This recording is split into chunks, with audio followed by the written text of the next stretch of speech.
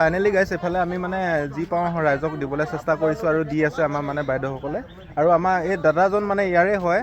আপুনি কওকচোন ইয়াৰ মানে আপোনালোকে কি সাহায্য পাইছে মানে? সাহায্য মানে আপোনালোকে যেনেকৈ আহিছে এতিয়া তেনেকৈ বহুত মানুহ আহিছে বাৰু তেনেকৈ দিবলৈ, কিন্তু চৰকাৰী সাহায্য মতে আপোনাৰ 2 দিন পালোঁ বাৰু।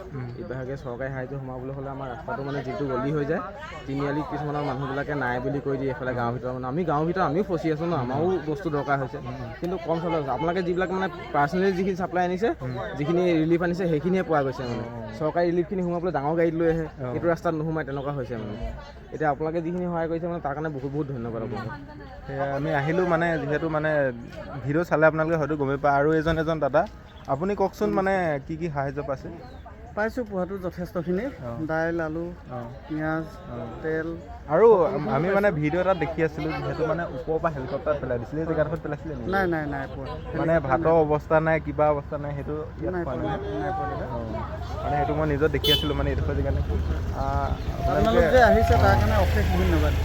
মানে যিহেতু সেয়া মানুহৰ বাবে কৰিব লাগিব, আৰু সেয়া মানে আমি মানে চেষ্টা কৰিছোঁ মানে আপোনালোকে সহায় কৰাৰ কাৰণে, আৰু ভিডিঅ'বিলাক শ্বেয়াৰ কৰিব। আৰু এইফালে ৰাইজহঁতি মানে যিহেতু গম পাইছে আহিছে, খুব ভাল লাগিছে আমাৰো, মানে সহায় অকণমান কৰিব পাৰিছোঁ, আপোনালোকক দেখাব পাৰিছোঁ। দেখিব পাইছে সকলোবিলাক আহিছে ওলাই কৰি, আৰু যি পাইছে নিব আৰু সুধিম।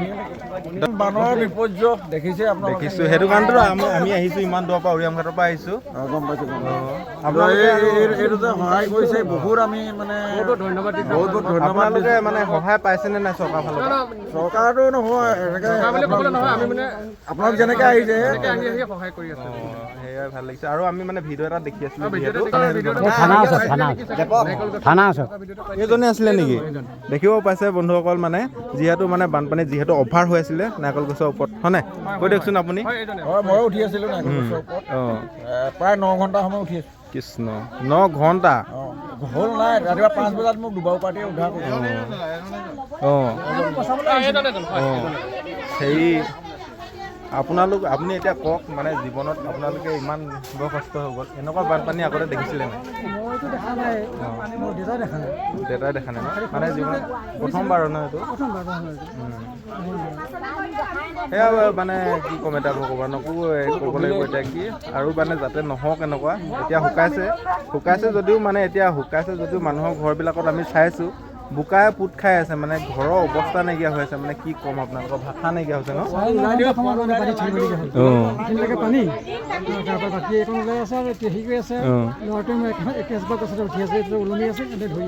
আপুনি ভবাই নাছিলে চাগে এনেকৈ জিন্দা থাকিম বুলি ন? কি কওঁ,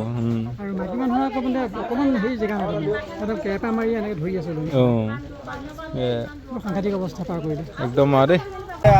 আপুনি কি ক'ব এতিয়া? আগতে আপুনি মানে ইয়াত সাহায্য দিয়া মানুহ আহিছে ন? মানে আহিছে, আমি দেখি আছোঁ। আৰু চৰকাৰৰ ফালৰ পৰা কি আহিছে?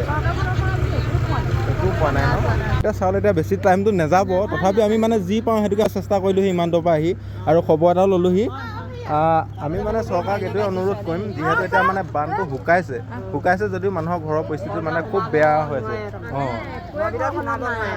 বহুত বেয়া হৈ আছে, দেখি বেয়া লাগিছে। আপুনি এতিয়া কি ক'ব? চৰকাৰ জেগাই ছাগলী গৰু মৰি থকা দেখিছোঁ।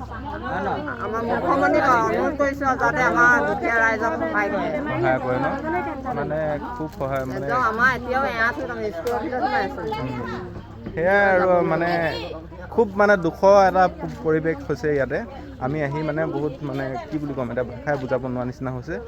আৰু যথেষ্ট মানুহক মানে দিলোঁ, এতিয়াও আছে বাকীখিনি দি আছোঁগৈ, চাই যাব।